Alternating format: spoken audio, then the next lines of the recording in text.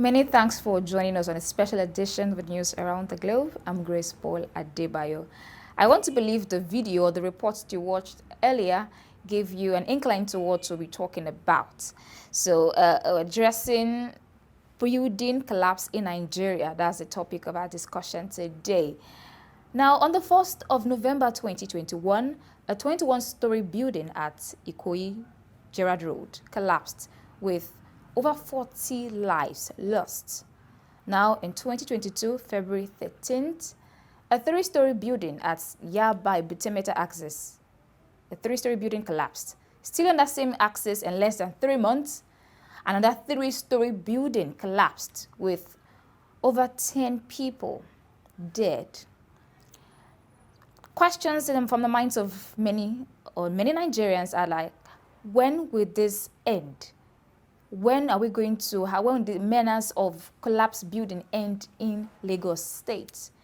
Joining me in having this conversation on structural building or addressing building collapse in Nigeria is engineer Lanre Aiyegoro. He is a structural engineer with 42 years of experience. Glad to have you join us, sir. Thank you so much, Grace.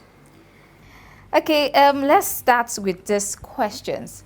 Like I said, many questions on the minds of Nigerians are like, when would this building collapse be a thing of the past? Let's start. Whenever a building collapse, people always ask, what's the cause? What's the cause? Could you tell us the causes of reasons why building collapse? Thank you so much once again. Before I proceed further, let me commiserate with the families that have lost the loved ones in the recent building collapse and those that have been injured and they are in the hospital. I pray for their speedy recovery. Back to your question, building collapses occur as a result of inefficiency along the chain line of buildings. The building industry is made up of professionals, and when they are properly engaged, they ensure that this type of things don't occur. Of course, they don't do it alone, but with the government agencies. So it's a collaborative effort. So these building collapses we are talking about occurred as a result of deficiency. There are so many reasons. It could be due to faulty design, it could be due to faulty construction, and it could be due to faulty maintenance.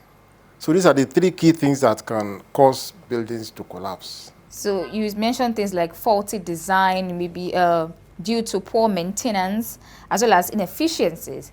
So now, let's go to standard building. Having a standard building, what are the professionals needed to have a standard, a structured building? Could you tell us? Yeah, like I said, the building industry is like a family or a teamwork. Okay. You have the architect who conceives the envelope of what the building should look like. Then you have, importantly, the structural engineer who ensures that all the structural components are properly designed, supervised, so that the building will be structurally stable.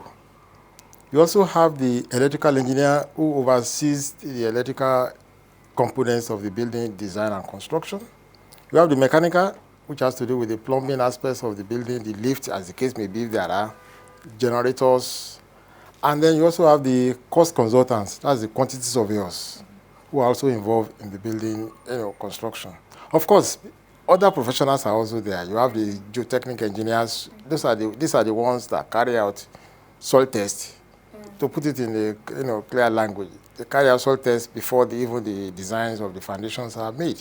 So I see you mentioned civil engineers. Civil engineers, are they the same as structural engineers? Well, structural engineering is a division of civil engineering. Okay. The civil engineering is a parent body, as it were. Okay. Thereby, you have the hydraulic engineers, you have the highway engineers, okay, and so on and so forth. Then you have the structural engineer as a division. Okay. It's a specialized division of civil engineering. So you've mentioned many professionals that are needed to have a structured building. Now, at what point do one needs to employ the service of a laborers, or who employs the laborers? I mean the unskilled people. Okay, now the design goes from design tables, as it were, to approval. Okay. And when the building design has been approved, due to the input of these professionals I've just mentioned, all of them are involved to get approval. Then you then award the contract for the construction to a competent building construction firm. It is now the duty of this building construction company to engage even their own engineers on site, their own professionals as well, and then down the line they have foremen, artisans, as the case may be. So it is actually the duty of the builder that engages the services of the foremen, artisans, as the case may be. There are situations whereby, this is Nigeria, there are situations whereby people, they instead of them employing the services of a builder, they just employ all these artisans and tell them, like, I want a one-story building, and then you say the job is done. Are you saying, is it possible for these artisans, or is there a limit that these artisans can go? Let's say, can you say an artisan can build a structured building of let's say one-story building? I would not allow an artisan to build any building at all without the supervision of competent professionals. Because even if it's a bungalow, as the case may be, it can also collapse if it is not properly built. So therefore, I will not. Any building whatsoever should be done under the supervision of competent professionals. The structural engineers mean the key professional in terms of structural integrity of the building. So they've been doing these things over the years, as the case may be, but most time they don't even understand why they are doing certain things in certain ways. And when there are changes, they cannot adapt. And so you can still, have collapse of bungalows. It can happen. No matter how your years of experience being an artisan, you cannot graduate to become a professional. And I see you mentioned competent professional, not just professional. You may be a professional and not be competent. Wow, that's interesting. Now, having said that, what's the lifespan of a building? I mean, do they have expiration dates? Because I know people tell me that back then, this is my father's house, my father's property has been existing for over 50 years. And when you see the building, you say, wow, this is really structured. Like, was it, there are some buildings that are older, they're about over 60 years of age.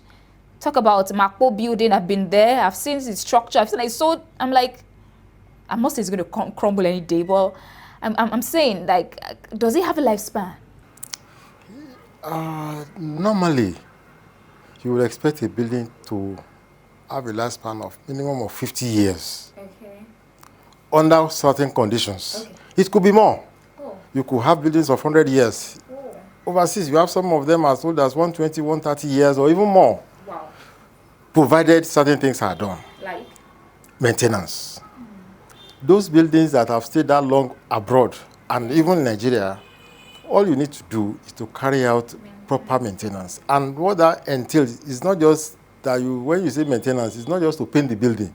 That is not maintenance. It's not maintenance. Because that's what we call maintenance here. You need to carry out what we call structural assessment integrity survey of the building. That's the part of maintenance? Yes, it is. In fact, it is a key maintenance aspect of the building. What do you call it again? Structural integrity assessment of the building. Oh. That should be done, indeed, at every 5 years or shorter. If you have seen signs of distress. 5 years is normal, but it could be shorter, depending on what the report of the previous years say. Okay. So we see, when you carry out this kind of maintenance, you check if there is water leakage anywhere. Because if water is leaking, it can crumble the structure. It can cause, distress to the building. So like I just said, you don't just paint the building and say you have maintained it. No. You have to carry out, structural integrity assessment survey. So, having said that, this is making me have many other questions to ask. So, if you notice if you said things like if there is a leakage, there's water leakage or something, So if at all one notices like a break on a particular building, the walls of the building, and you call a laborer or an artisan to just patch it up with cement, is it fair enough? It's not right. It's still not right. It is still ideal Okay. that you call a professional structural engineer to ask, to investigate the cause of this crack you are talking about. Because the cracks come in various ways. Some are diagonal, some are horizontal, some are vertical. And then you ask, because the competent engineer will, will investigate what is the cause. And if it's something that can be amended or remedied, he will, give the report and supervise the restoration. And if it is because you can see crack, it could be the columns that are cracking, which is dangerous. It's not just the wall. You may look at it as if it is the block wall that is cracking. Yeah. It could even be the column, which is a telltale sign of, anxiety, as the case may be. So it is ideal, and the right thing to do is to call a competent structural engineer to help you investigate the causes of these cracks. Speaking about structural integrity of a building, is it costly to have a structural engineer to come check the integrity of a building? Because perhaps if the cost of employing their services are not expensive, perhaps we can always do it. Like you said, in every 5 years, at most 5 years, you should check the structural integrity of a building. Could it be that their services are on the high side? Are they exorbitant, or what? Could you tell us? If somebody is sick, we say because the medicine is expensive, we won't give him medicine. That's my simple answer to the question. We are not expensive, depending on the scope of work. But you look at the damage effect if you don't engage, a competent person. Indeed, the loss of lives, you cannot quantify that in naira and kobo. Therefore, I'm saying it that it is not expensive relative to the benefit therefrom. To engage competent engineers to help you assess your building, after every 5 years or lower if there are stated signs of distress. For someone that is not learned, maybe he just sells bread, or I don't know. I'm trying to paint a picture. For someone that is not learned, but he has a 2-story building, he has tenants there, and he noticed like there's some breaks, would I call that, on his wall, on his building. Do you think we will employ the services of a structural engineer? Because how can you come down to his level to tell you that, sir, your building is this, you need to do this, because it's unlearned. It does not have, it's not skilled, does not have that knowledge that, I need to check the structural integrity of the building. How do you come down to that level? I will suspect that the person that could build this kind of structure we are talking about engaged some people when he was building the house. Therefore, he can easily go back to those who helped him to design the building, construct the building, that these are things I've seen in this building. What can you say about it? You don't need to, it's not only, you don't need to necessarily get a different person aside from the person that did the initial design and construction. As the case may be, to help you look at what you are seeing. Because obviously, maybe when the building was handed over, there were no such cracks as the case may be. So if you now see things like that, call back those who were involved in the design and supervision and the construction of the building. I think that's the way to go about it. We'll take a moment now. We've been talking to engineer Lanre Aiyegoro. When we come back, we'll deviate to go to demolition of building in Lagos State. Do stay with us.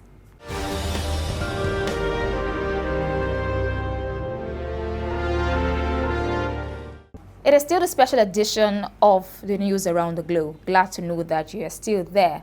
We've been having a conversation with engineer Lanre Aiyegoro. He has got 42 years of experience in structural engineering. He's also a fellow. And glad to have you again, sir. So before we went on that quick break, we talked about the importance of having, doing an integrity test on a building after a period of time. You said 5 years at most. Now let's go into demolition of buildings. Now we see some buildings in Lagos State that have got a sign, stop work, and it has this Lagos State, this sign, the red sign, Lagos State Building Control Agency, LSBCA. That's what is written on the building. And another thing they write is stop work. Now, whose responsibility is to ensure that a building is earmarked for demolition? It is the Lagos State Building Control Agency that is, empowered by law to go about and assess buildings and ensure that they comply with all the necessary laws, both in the design and construction, as the case may be. When they now discover any infringement, that is when they go and mark the building. It could be due to the fact that the building hasn't got approval. It could be that the building is not being tested, the materials being used are not being tested. It could be that they have not seen competent, professionals on site, supervising the work, or competent builders being engaged by the, developer, as the case may be. Once they observe any infringement, they are empowered by law to intervene and put a stop to it until such infractions are rectified. So that is why you will see X sealed, whatever it is. They will have gone in to know what those infringements are. And once the developer complies, they are made duty bound to open the site for further works.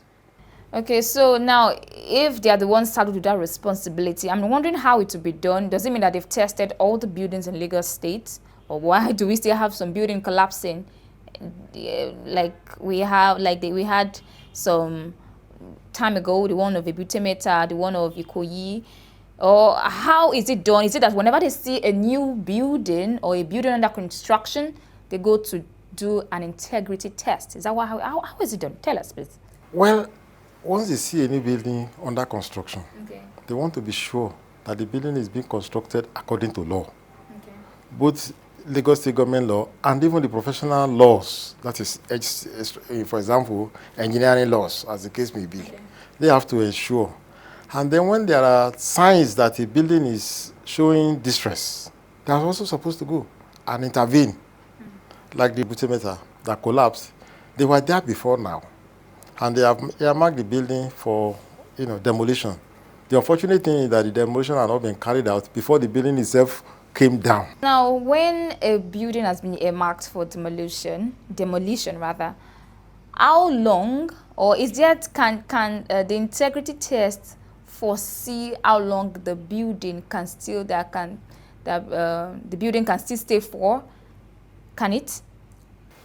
It is dangerous to hazard a guess of how soon a building will collapse. Once it has been detected that it is distress and is imminently going to collapse, the ideal thing to do is to immediately evacuate all the tenants or all the occupants, as the case may be, and carry out what we call controlled demolition. Because if you say maybe in 3 weeks' time, the building may even come down, a much earlier date.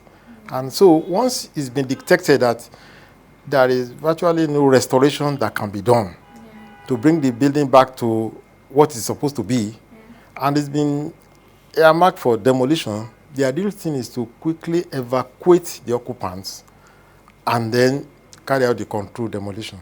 So now, it's who would demolish the building? Is it the agency or the individual, the owner of the building, who's meant to carry out that?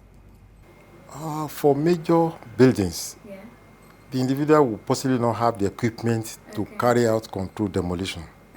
Because you want to demolish a building without injuring the next neighbor, as the case may be. So it is still the Lagos State agency that will have such equipment as to be able to carry out controlled demolition. Okay, so you talked about giving the occupants eviction notice. So when a building has been termed distressed, what notice should be given to the occupant? Is it vacation notice or eviction notice? Quick notice or eviction notice? What should be given? These are just semantics. The most important thing is that people should get out of the building. Whether you call it eviction or vacation or whatever language you want to use. The language is that this building is likely to come down and it can kill people and destroy properties. Therefore, within this short period of time, leave the premises. That is what it is. Lagos say anybody can use any language to, but that is what it is. So in a situation whereby they've given them eviction notice, but still they are still there. What did you do?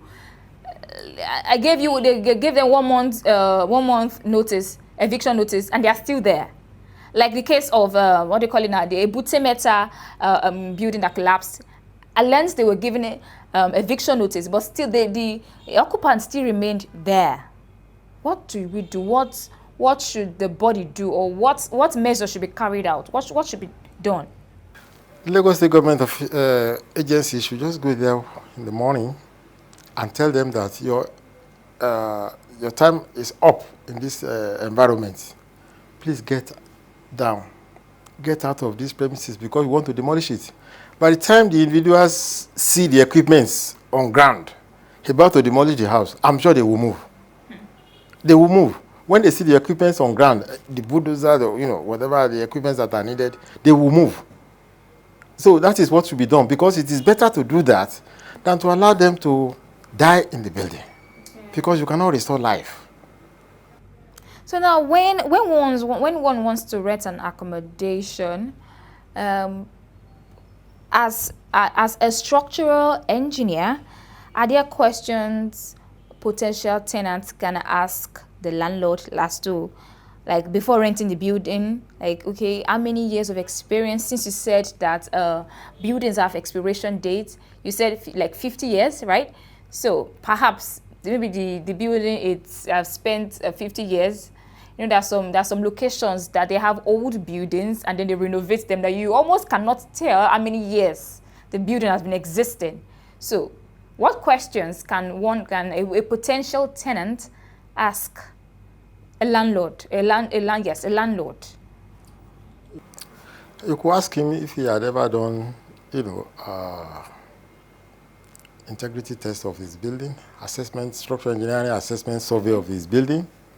And then you could call a structural engineer to help you appraise the building, whether it is structurally sound or otherwise. So you have such options. And even as human beings, yes, you have such options to, as human beings, you have the right to ask the owner of the building, who are your contractors, who are your consultants for this building. And then you also open your eyes to see whether you've seen cracks here and there. So, sir, when a piece of land has been assigned for construction, I'm aware that there's usually a signboard on the building that you have the contact of the architect, the contact of the structural engineers and all that. What's the purpose? The purpose is to enable the government to know that competent professionals are involved in the project. Okay. And so if there are issues, they know who to contact. If the issues have to do with structures, they know the structural engineer involved. If it has to do with electrical, mechanical, as the case may be, or even if it's architectural, they know who to contact. And so that is, and then even the name of the builder should also be on the board to know who is the contractor constructing the building. So that's the reason for having those names. And it ensures that you have competent people handling the project. And that gives the government a lot of comfort when they see such. But when you have a site that has no name, nothing, and things are going on, it will then tell you that possibly professionals are not involved. But it's always good to have such, signboard on site. It helps in knowing who is involved in what concerning the project. So another thing about it is that for buildings that they are under renovation, for instance, the building might be just maybe like a story building, a bungalow, and they want to add a story building to it. Is there, like, they want to renovate it? Should that be renovation? I really don't know. Is there a need for such signboard to be on it? So when you are remodeling, the right thing to do is to even get approval of that as well. You still need to get approval? Yes, for that. And that is also from the Lagos State Building Control Agency. And for you to get such an approval, Of course, there will have been, the professionals also have to be involved, as if it were a new design. In fact, this is even more dangerous, yeah, than a new design. Because for a new design, you know where you are going, and then you just carry on. But when it comes to you're adding additional floor to something else, it requires a lot of competence, especially of the structural engineer, to ensure that the whole thing is structurally safe. So such necessarily need this signpost we are talking about. When we say renovation, maybe just painting the building, that's all. You see, as far as I'm concerned, just painting the building, planting grass, or just minor things. But by the time you start cracking walls, start breaking block walls, you start adding some other things, then you need competent professionals to handle it. Indeed, the structural engineer must be involved. Okay, for instance, perhaps a building that has been assigned to be a residential one, and you want to change it from being residential to another thing, without telling, like, is there any for one to tell the government again? It is very important. In fact, it's very, very important. Now that the building has been earmarked for residential, and you now want to convert it to commercial, it brings in additional load that might not have been considered. So for you to accommodate such, the structural engineer will have to look at a holistic look, give you a holistic look at the building, and consider the possibility. And my advice is that once you find that it is not possible, just tell the owner or whoever brings it up that it is not possible. Where it is possible, it could be possible by adding some new structural elements to the building. Then you can go ahead. But like I said, such still needs the approval of the Lagos State government. And the professionals must be involved. Ab initio. So you're also a member of Council for Regulation Engineering in Nigeria, correct? Now, what is the body doing to foster recurrence of collapsed building in Lagos State? Well, COREN is the statutory body set up by an act of the parliament, and is Council for the Regulation of Engineering in Nigeria. So, and the network is all over the country, not just even Lagos State. So therefore, they have offices in almost in all the states of the nation. And each state is supposed to set up its own agency that will collaborate with COREN to ensure that engineering regulations are complied with. So, but even within COREN, we have what we call the Building Prevention Collapse Guild. It's a body of advocates that go around, and when they suspect a building is under structural, is likely to have structural deficits, they alert the government, as the case may be. They alert COREN, they can allow the state government involved as well. Well, do you know how often they go around to check these things? I wouldn't be able to say how often, but they are zoned, so that some are almost per local government, as the case may be. So most of the members are even volunteers. I'm a member actually. So it's a voluntary work that you are moving around, you just see a building that is showing signs of distress. You allow the government agency that is involved that, look, please go and we need to investigate this property. I'm suspecting something. Then they can go, they have the power to go in and investigate. So it's Building Collapse Prevention Guild, a body under COREN, that also liaises with the state government, as the case may be. Now, whenever you want to remodel your building, you have to consult the consultants. In particular, the structural engineers, the architects, and then you submit your documents to the government for approval before you even commence. So I've been speaking with engineer Lanre Aiyegoro, has got 42 years experience in structural engineering, is also a fellow of Nigerian Institution of Structural Engineers, fellow Nigerian Institution of Civil Engineers, as well as a member of American School of Civil Engineers, just to mention a few. I hope you've learned one or two from this special edition, from this conversation, because for me, I did. I learned something important. So when next you want to get or acquire, what I call it now, get an accommodation, do not forget to ask the landlord, if he has done an integrity test before on that property or on that building. I'm Grace Paul Adebayo. Many thanks for joining us on this special edition. Till I see you again, bye.